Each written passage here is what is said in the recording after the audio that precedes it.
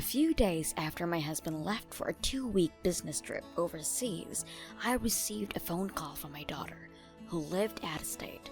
She sounded rather distressed over the phone, as though she had seen or heard something that made her think her life was ruined forever. I found this quite unexpected, and when I asked her what was the matter, she said, "Do you know where Dad went?" "Yeah, he's on a business trip overseas until next month."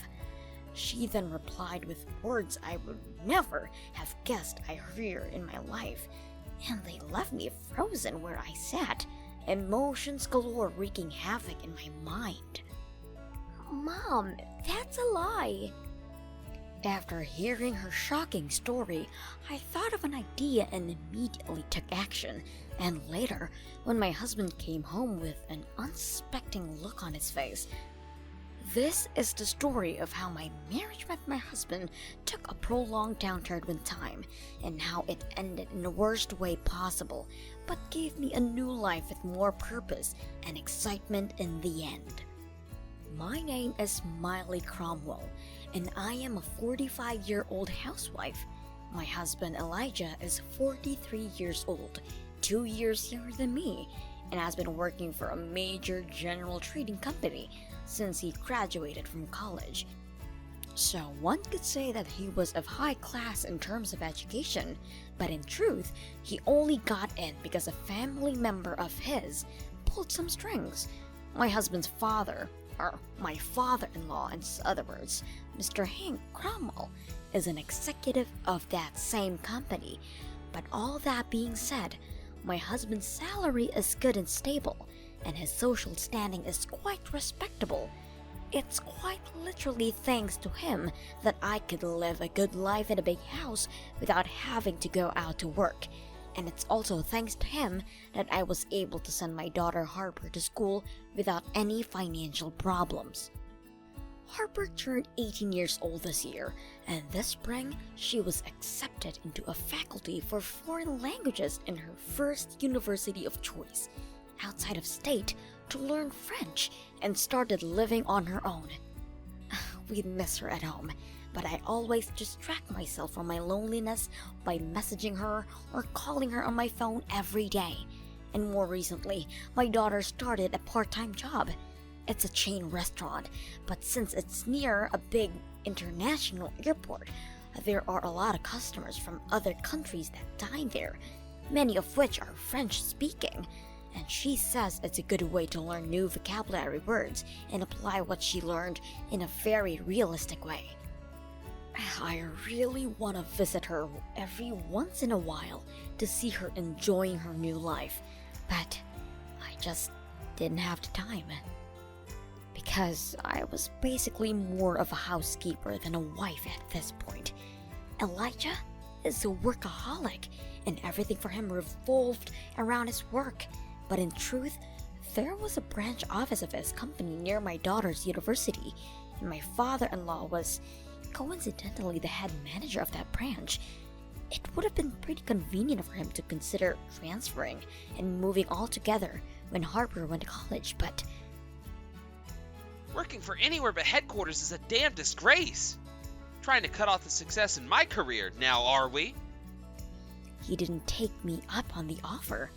My daughter, perhaps sensing the situation, never once asked me or her father to come visit her.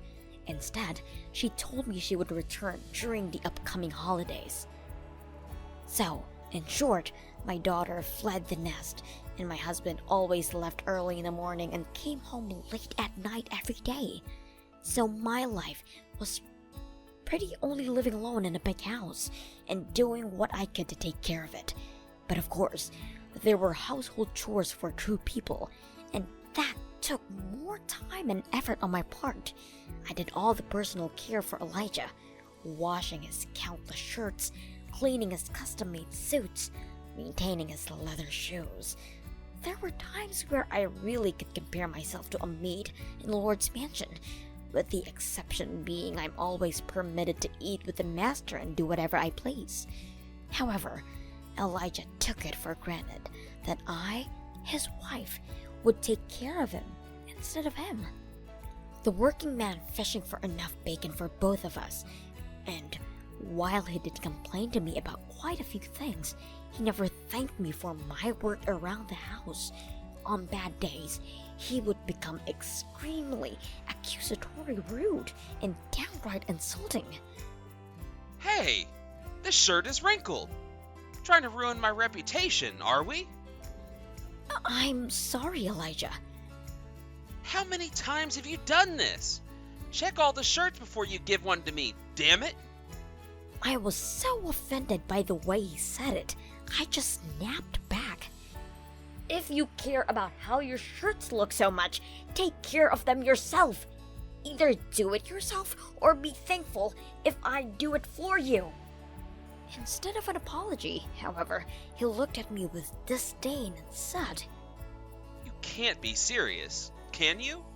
You're a freaking housewife, and you can't make a dime on your own. You ought to understand your market value. And he shouted at me as if I were his neighbor's dog who'd just eaten his passport. He then proceeded to leave the house without even touching the breakfast I had prepared for him. Left alone with the breakfast made for two, I sighed as I stared at the food. I was certain I heard a small echo of my sigh reverberating around the spacious house. I wonder if being a housewife is such a lonely thing. This was definitely the case, where more was definitely less. I might have been somewhat wealthy, but I was never happy. I was sick and tired of living like this. But this is the only place where my daughter could come home. For her sake, this place and our relationship could not be destroyed. With this in mind, I swallowed my dissatisfaction and continued to support my husband as much as I could. A few weeks later, perhaps because of my efforts, Elijah began to show more and more kindness to me. Did you take these to the cleaners? Yes, I did. I thought you might need some summer clothes pretty soon. I see. Well, thank you. The fact I was able to hear him say thank you in a way I had never heard him say it before literally made my entire year, and I gently placed both hands on my chest with relief and gratitude, super pleased at the change in my husband. However, in retrospect, this was nothing but a convenient mask for my husband. How could I ever know that this would all snowball towards catastrophe one day soon? One day, Elijah came home and told me the following story. I'm going on an overseas business trip for 2 weeks starting the end of April. Is that so? That's a long time. Yeah, that's why I won't be home during the upcoming spring holidays. Domestic and overseas business trips were not unusual in Elijah's line of work, but 2 weeks is rare. It was the first ever, in fact. Everything before then was always a maximum of 5 days. I remember one time when Harper was only a few years old, he was supposed to go to neighboring Canada for 1 week, and this was when we were still madly in love with each other, so absolutely forbade himself from being away from us any longer than 3 days. He actually managed to catch pneumonia by going for runs in torrential rain. The rain was record-breaking during that particular week, and he'd come home drenched and shivering. He did this for 5 days, hoping he'd catch something serious enough to stay home with us, and he did. The fact almost died in the process was pretty frightening, but looking back on it, it's a pretty funny story. Back to this story, in addition to this particular trip being far longer than anything he'd ever done, it's never happened before that he'd have to go on a business trip over the holidays. I see.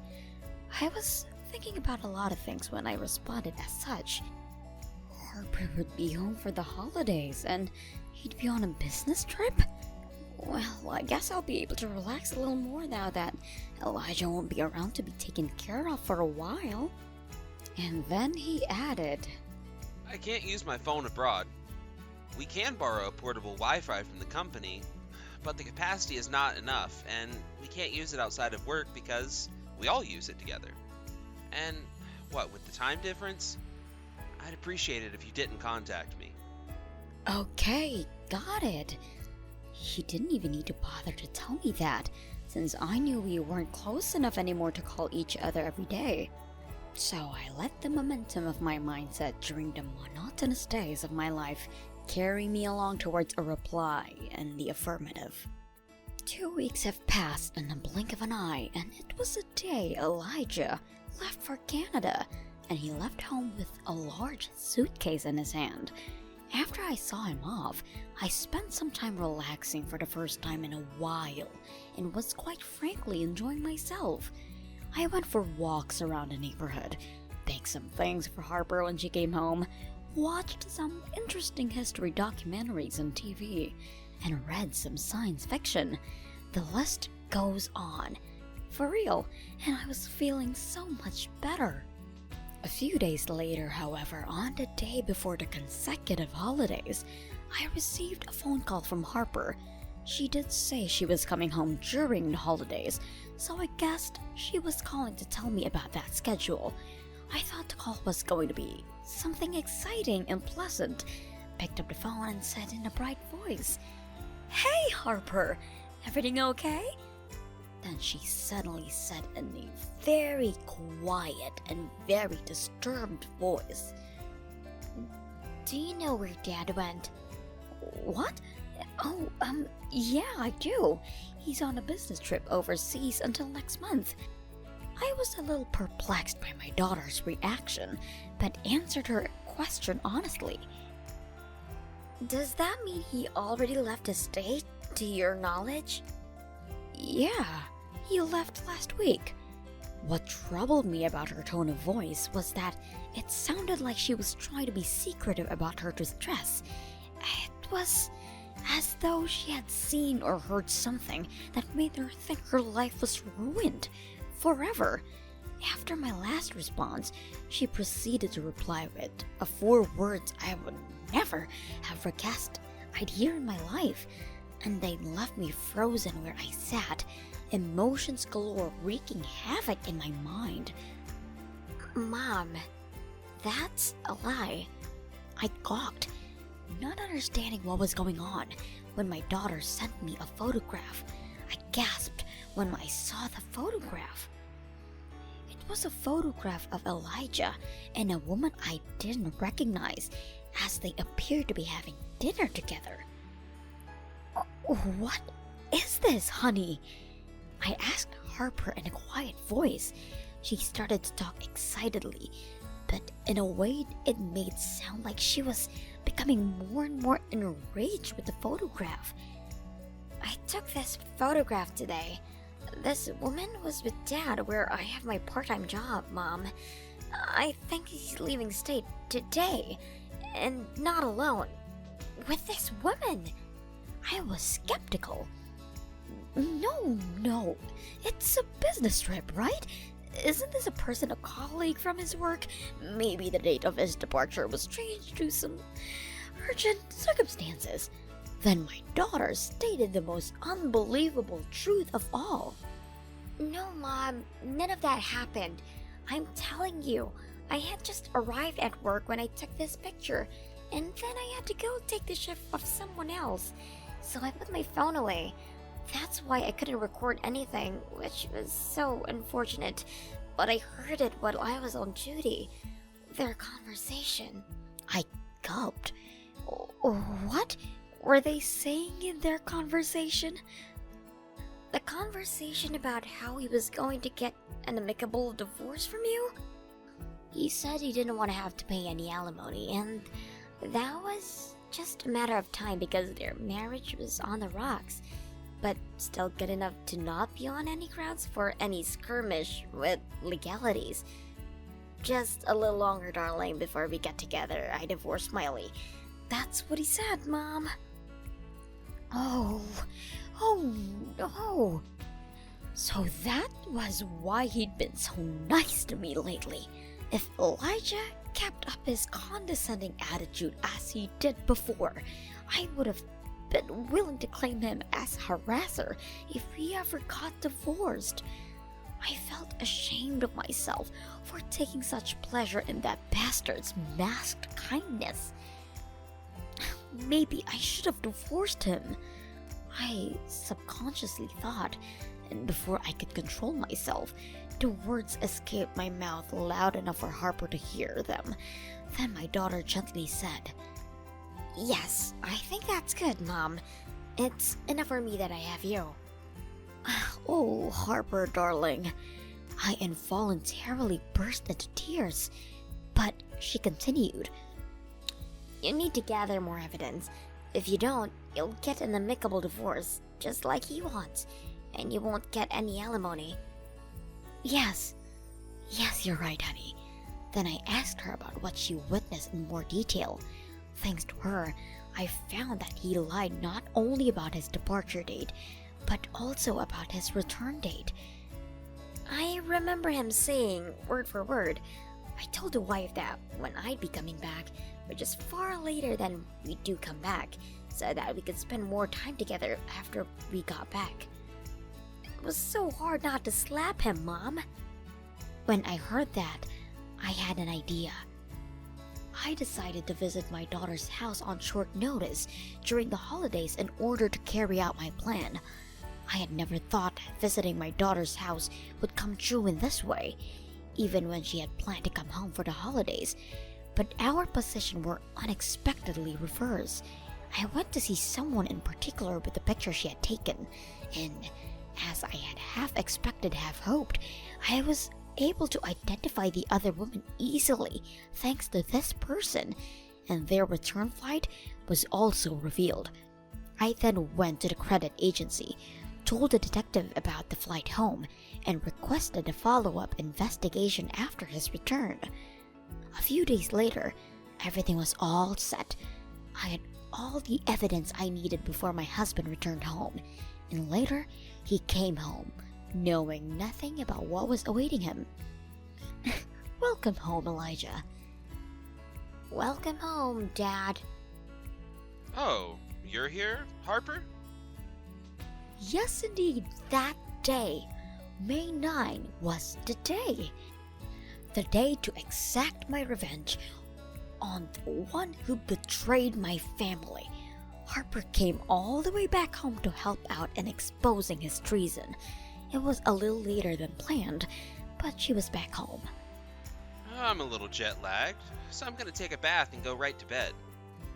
My husband opened his carry-on case and took out his luggage without ever looking at me once, telling me such a blatant lie.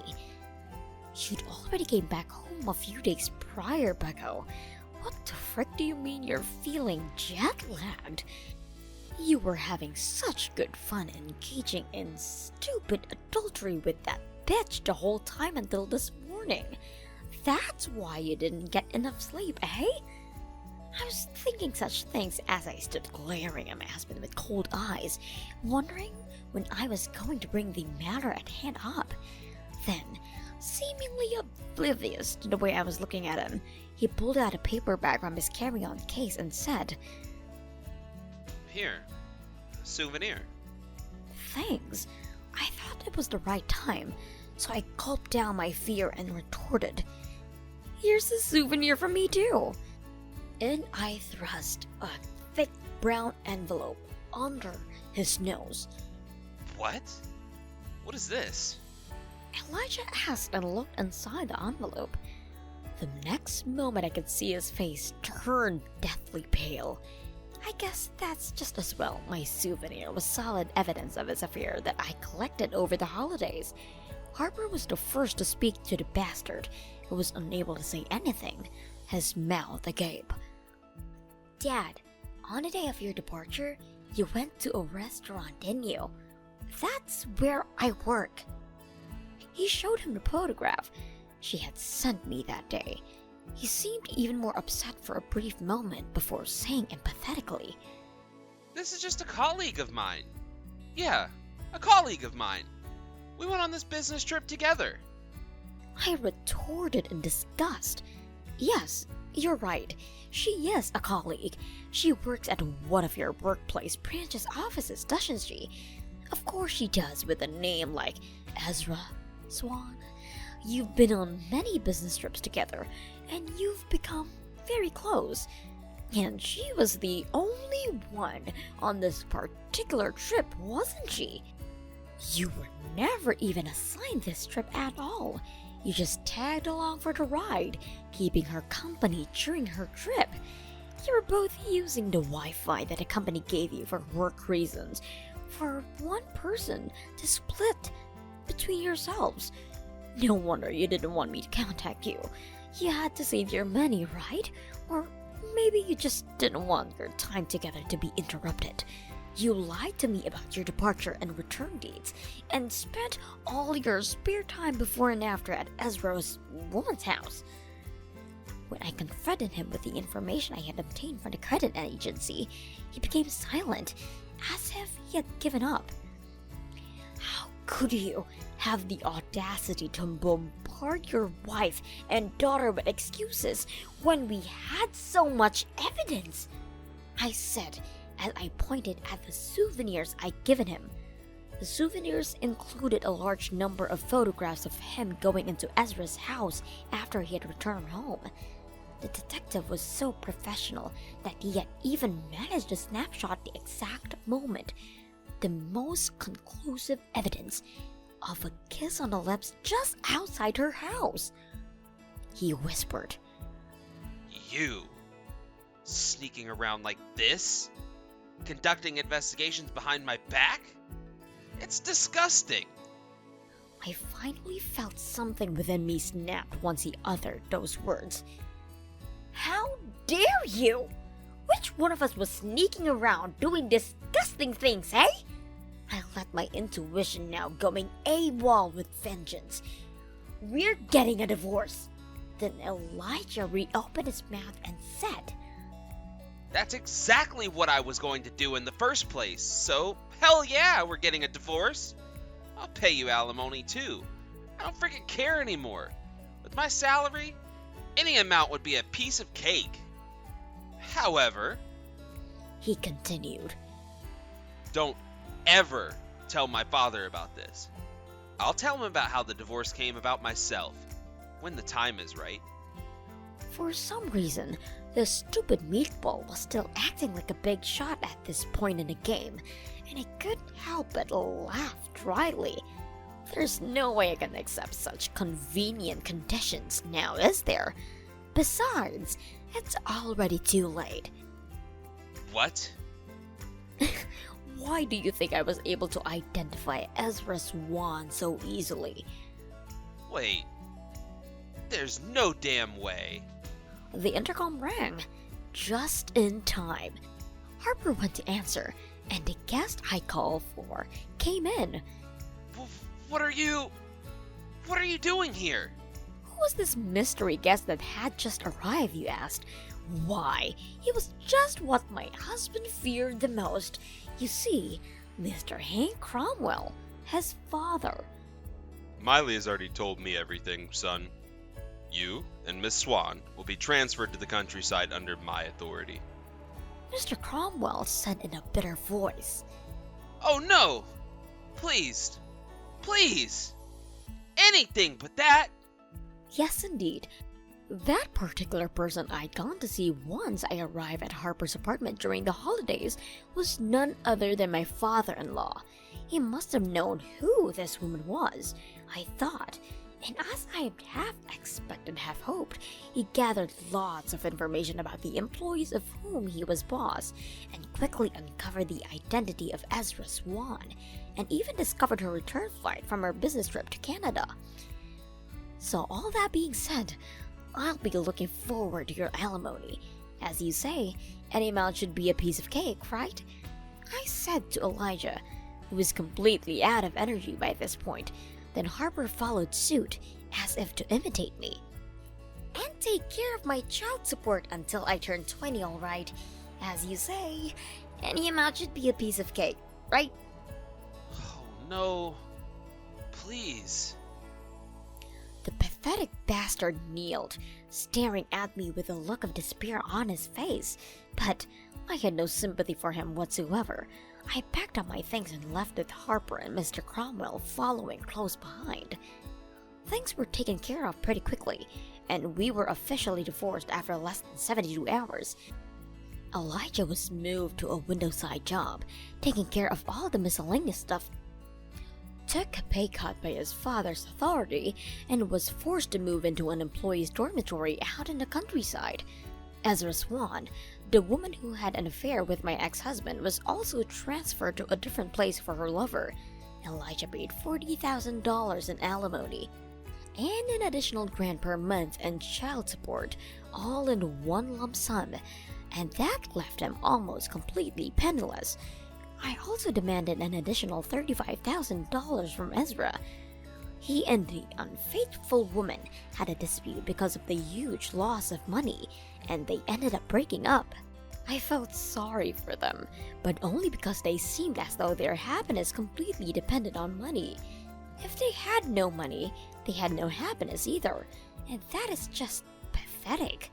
Later, Mr. Cromwell came to apologize again for this incident. He said that from now on, if Elijah were to ask any of his help, he wouldn't give it to him at all. His success in his career is as good as served, and frankly, he deserves worse.